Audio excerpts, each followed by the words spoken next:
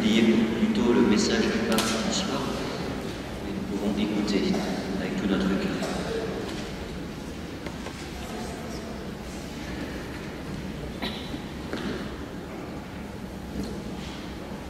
Lecture du livre du prophète Jérémie. Voici venir des jours, oracle du Seigneur, où je conclurai avec la maison d'Israël et avec la maison de Juda une alliance nouvelle. Merci. Ce ne sera pas comme l'alliance que j'ai conclue avec leur père, le jour où je les ai pris par la main pour les faire sortir du pays d'Égypte. Mon alliance, c'est eux qui l'auront pu, alors que moi j'étais leur maître, oracle du Seigneur. Mais voici quelle sera l'alliance que je conclurai avec la maison d'Israël quand ces jours-là seront passés, oracle du Seigneur. Je mettrai ma loi au plus profond d'eux-mêmes, je l'inscrirai sur leur cœur. Je serai leur Dieu et ils seront mon peuple. Ils n'auront plus à instruire chacun son compagnon, ni chacun son frère en disant « Apprends à connaître le Seigneur ». Car tous me connaîtront, des plus petits jusqu'aux plus grands, oracle du Seigneur. Je pardonnerai leurs fautes, je ne me rappellerai plus leurs péchés. Parole du Seigneur.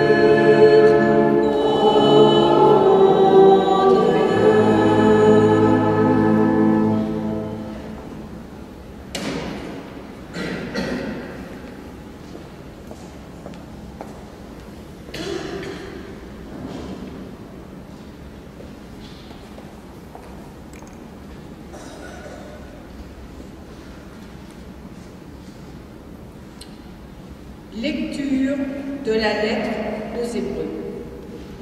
Le Christ, pendant les jours de sa vie dans la chair, offrit, avec un grand cri et dans les larmes, des prières et des supplications à Dieu qui pouvait le sauver de la mort, et il fut exaucé en raison de son grand respect. Bien qu'il soit le Fils, il apprit par ses souffrances l'obéissance et conduit à sa perfection. Il est devenu, pour tous ceux qui lui obéissent, la cause du salut éternel. Parole du Seigneur.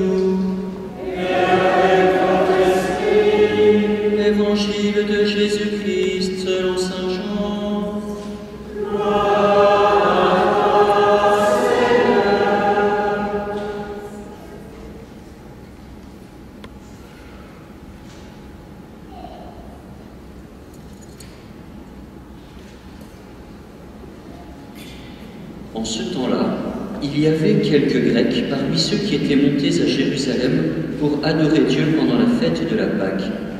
Ils abordèrent Philippe qui était de Bethsaïde en Galilée et lui firent cette demande. « Nous voudrions voir Jésus. » Philippe va le dire à André et tous deux vont le dire à Jésus. Alors Jésus leur déclare « L'heure est venue où le Fils de l'homme doit être glorifié. Amen, amen, je vous le dis. Si le grain de blé tombé en terre ne meurt pas, il reste seul. Mais s'il meurt, il porte beaucoup de fruits. Qui aime sa vie la perd. Qui s'en détache en ce monde la gardera pour la vie éternelle. Si quelqu'un veut me servir, qu'il me suive, et là où moi je suis, là aussi sera mon serviteur. Si quelqu'un me sert, mon Père l'honorera.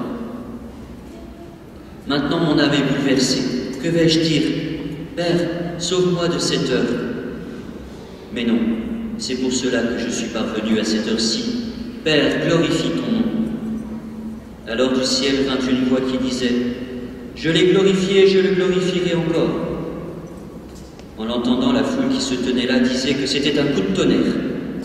D'autres disaient « C'est un ange qui lui a parlé. » Mais Jésus leur répondit « Ce n'est pas pour moi qu'il y a eu cette voix, mais pour vous. Maintenant a lieu le jugement de ce monde. Maintenant, le prince de ce monde va être jeté dehors.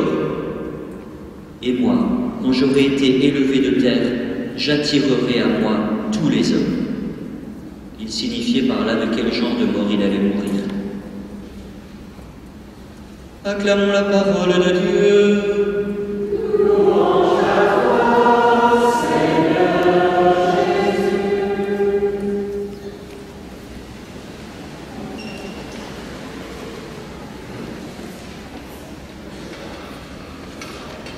Dimanche prochain, c'est déjà les rameaux.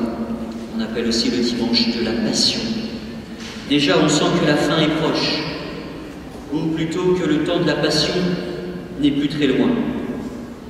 Dans Passion, on peut comprendre deux sens.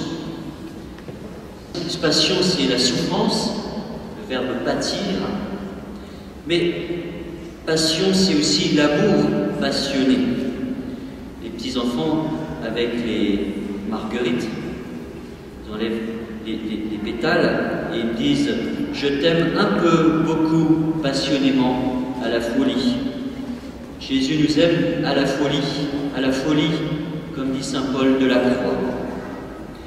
Alors, aujourd'hui, je vous propose de retenir trois phrases de l'Évangile qui sont autant de signes qui nous sont laissés par Jésus, de son amour passionné, de son amour qui va jusqu'à la folie de la croix. Première phrase, si le grain de blé tombé en terre ne meurt pas, il reste seul, mais s'il meurt, il donne beaucoup de fruits. Autrement dit, on pourrait résumer, mourir pour donner du fruit. Et le premier signe, c'est donc le grain de blé.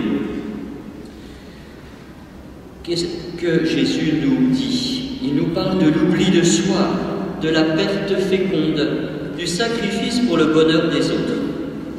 Nous connaissons ça, nous avons certainement beaucoup d'exemples. Par exemple, celui qui se jette à l'eau pour sauver quelqu'un qui est en train de se noyer. Par exemple, les martyrs qui donnent leur vie pour des valeurs, pour sauver leur pays. Comme par exemple Saint Maximilien Kolbe, qui pendant la persécution nazie dans les camps de concentration, alors que des prisonniers allaient être mis à mort parce qu'il fallait les punir, parce que certains s'étaient évadés, eh bien, un père de famille doit être mis à mort, gazé dans une chambre à gaz, et Maximilien Kolbe, le prêtre, qui dit « Moi, je veux bien donner ma vie à sa place, parce que moi, je suis prêtre, je n'ai pas d'enfant. » Et il va sauver cet homme. Et tant d'autres martyrs. Aujourd'hui, martyrs en Irak, Nigeria, dans d'autres pays. Hier soir, j'étais à Rimont, où il y avait témoignage du père Samer Nassif, que nous avions déjà vu ici à la paroisse, ainsi que Joseph Fadel, qui a dû partir d'Irak il y a déjà pas mal d'années, qui a écrit ce livre poignant, où il donne son témoignage, qui a dû s'enfuir, parlait hier. Et il disait notamment, je vous le partage, m'a énormément frappé, il parlait notamment de l'Arabie Saoudite, on n'a pas le droit d'être chrétien ni de pratiquer sa foi sous peine de mort, et que certains chrétiens, du coup, chaque dimanche, prenaient l'avion et demandaient un visa pour aller avoir la messe dans un autre pays. Et il disait, nous, les chrétiens, ici, en Occident, en Europe, en France, on a l'église à 2 pas, les églises sont ouvertes et on n'est même pas capable de venir à la messe. Et parfois, on arrive un quart d'heure en retard quand on y vient. Là, il ne le disait pas. Voilà. Les martyrs. Mais alors, plus simplement, qu'est-ce que c'est donner sa vie pour les autres? Prenons l'exemple d'une maman qui se sacrifie pour ses enfants, qui renonce à ses avantages, à sa santé, à ses intérêts. Ou un pape comme Jean-Paul II, nous allons fêter la mort les 10 ans dans quelques jours, pour le jeudi saint, qui s'est consumé pour le Christ et pour l'Église.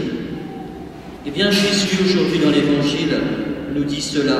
Nous allons le vivre dans une semaine. Jésus meurt, donne sa vie, se sacrifie pour nous donner la vie, pour nous libérer du péché.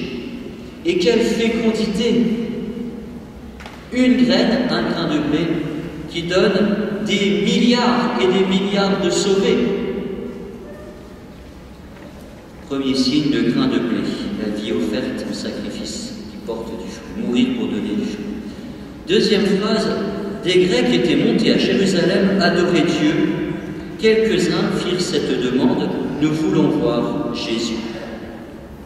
Deux choses qui paraissent peut-être étonnantes, différentes, mais finalement, adorer Dieu et voir Jésus, n'est-ce pas la même chose? Deuxième signe que je vous laisse, c'est l'hostie consacrée, l'Eucharistie. Nous sommes invités à cette recherche de Dieu, à cette quête de Dieu, à voir Jésus. Voir Jésus, c'est voir Dieu, c'est adorer Dieu.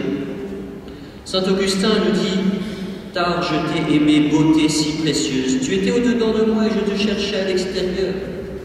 Tu nous as fait pour toi, Seigneur, et notre cœur est sans repos tant qu'il ne repose en toi. » Petit enfant, petite fille, Anne de Guigné, vénérable, qui est décédée à 11 ans, qui disait, qui priait la Vierge Marie, « Donnez-moi Jésus dans mes bras. » Vous voulez adorer, porter Jésus. Je voudrais vous citer un autre témoignage, un petit peu plus long, et comme c'est une petite histoire, ça ne sera pas trop long à écouter. C'est l'histoire du petit Tarcisius au IIIe siècle. Les grandes persécutions de l'empereur romain contraignaient les jeunes chrétiens à vivre leur foi dans les catacombes sous terre. Un jour, une petite communauté se rassemblait en cachette pour célébrer le très saint sacrifice de la messe autour de leur cher évêque. Les chants et les prières terminés, il fallait apporter la communion à un jeune couple qui venait de se faire emprisonner pour sa foi en Jésus-Christ. Qui trouverait-on pour apporter notre Seigneur dans l'Eucharistie au risque de sa propre vie à ses prisonniers? Après quelques échanges de regards inquiets, un jeune garçon du nom de Tarcisius s'avance et dit « J'irai porter la Sainte Communion à papa et maman. » Après avoir tout fait pour dissuader ce jeune homme de prendre un tel risque, l'évêque confia les mystères à Tarcisius, qui les serra très fort dans sa main droite, et plaça sa main sur son cœur. À mi-chemin, Tarcisius rencontra des amis de classe qui l'invitèrent à jouer avec lui. « Viens jouer avec nous. »« Non, je n'ai pas envie de jouer maintenant. »« Pourquoi donc? On a un nouveau jeu. »« Non, une autre fois. » Ces refus réveillèrent la curiosité des amis. Un des amis, remarquant le poing de Tarcisius fermé, dit « Qu'est-ce que tu nous caches dans ta main? Montre-nous et on te laissera partir. » Tarcisius se retourna pour partir, mais il l'empêchait. Alors un des jeunes dit « Ça doit être les mystères qu'il nous cache. Montre-les-nous, sinon on va te forcer à ouvrir la main. » En effet, pour les premiers chrétiens, l'Eucharistie était un tel trésor, et ils l'appelaient les mystères, car ils ne voulaient dire à personne que c'était le corps du Seigneur. Puis les jeunes voyous se mirent en colère et commencèrent à jeter des pierres sur Tarcisius, qui ne voulait pas céder. Tarcisius serra son poignet autant qu'il le put, et laissa son corps être brisé par les pierres pour que le corps du Seigneur ne soit pas profané. Un officier romain, converti à la foi chrétienne, voyant la scène, accourut, prit le corps ensanglanté du jeune garçon qui venait de rendre l'âme et le ramena à l'évêque. C'est alors que la main de Tarcisius s'ouvrit pour rendre à l'évêque les mystères pour lesquels il venait de donner sa vie. Voilà l'Eucharistie, frères et sœurs. Jésus, le Fils de Dieu qui est visible, consommable, qu'on peut recevoir et qui se donne pour rassasier nos âmes et combler notre cœur d'amour pour donner sens à notre vie. C'était le deuxième signe, la deuxième phrase. Enfin, troisième phrase de Jésus. « Et moi, quand j'aurai été élevé de terre, j'attirerai à moi tous les hommes. » C'est le salut universel. Et le troisième signe qu'il nous donne, c'est la croix. La croix, l'arbre de vie. On l'avait vu avec les enfants dans le petit livret, et les fleurs qui poussaient au pied de la croix toute blanche et lumineuse. Oui, beaucoup de fruits poussent de la croix, germent au pied de la croix.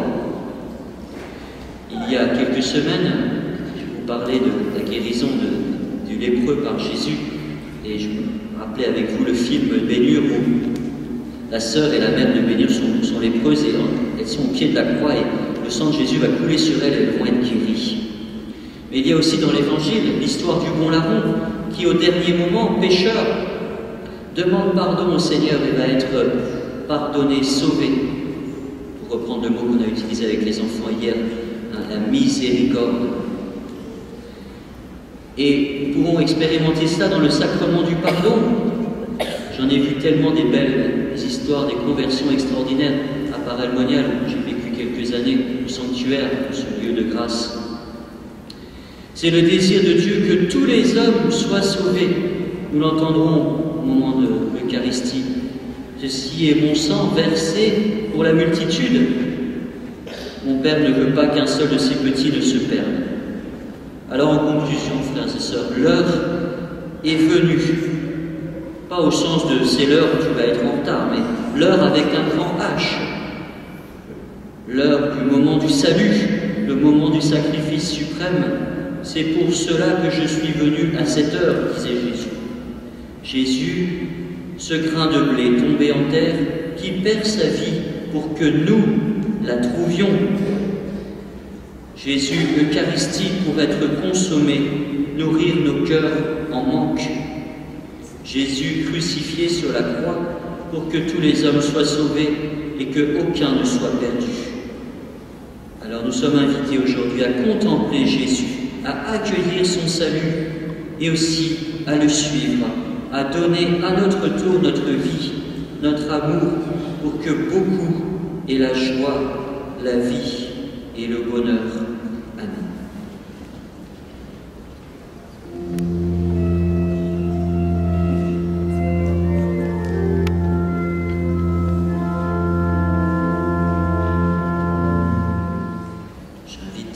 présent, les 6 enfants qui se préparent au baptême, approchés au pied de l'autel pour la 3e étape, le rite pénitentiel. Nous pouvons nous lever. Tous ensemble, nous proclamons à présent notre foi. Vous avez le credo dans votre petit livret à la page 35. Je crois en Dieu, le Père Tout-Puissant, Créateur et en Jésus-Christ, son Fils unique, notre Seigneur, qui a été conçu du Saint-Esprit, est né de la Vierge Marie, a souffert sous Ponce Pilate, a été crucifié, est mort et a été enseveli, est descendu aux enfers, le 3e jour est ressuscité des morts, est monté aux cieux, est assis à la droite de Dieu, le Père Tout-Puissant, où il viendra juger les vivants et les morts. Je crois en l'Esprit Saint, à la Sainte Église catholique, à la communion des saints, à la rémission des péchés, à la résurrection de la chair, à la vie éternelle. Amen. À l'approche des solennités pascales, prions le Seigneur de façon plus pressante, afin que l'univers entier bénéficie davantage des richesses du mystère du salut.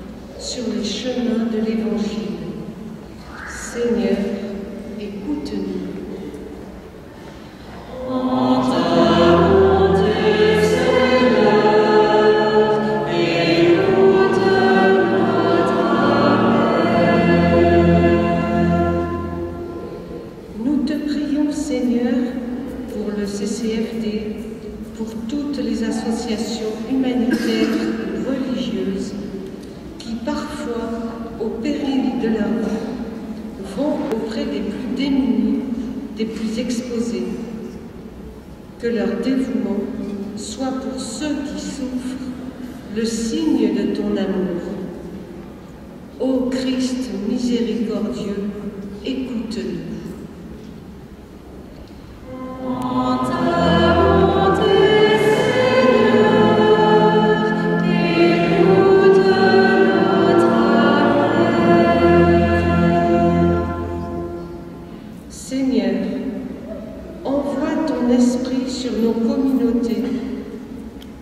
Aide-nous à vivre l'attente de ta passion, de ta résurrection, dans un renouveau de foi, de prière, d'attention aux autres. Transforme nos cœurs pour que triomphe dans nos vies le désir de te suivre. Seigneur, nous t'en prions.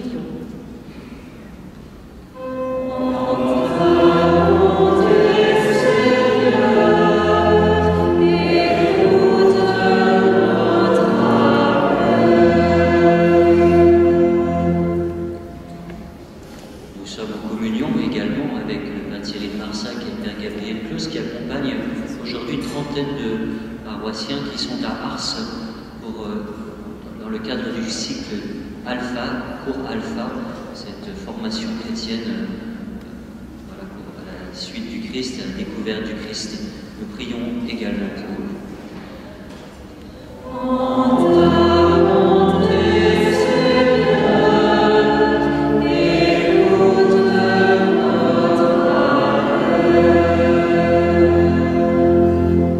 Regarde avec bonté, Seigneur, le peuple qui se confie en ta miséricorde, et comme il ne peut subsister sans toi, soutiens-le maintenant de tes bienfaits, pour qu'il progresse jusqu'à l'éternité, par Jésus le Christ notre Seigneur.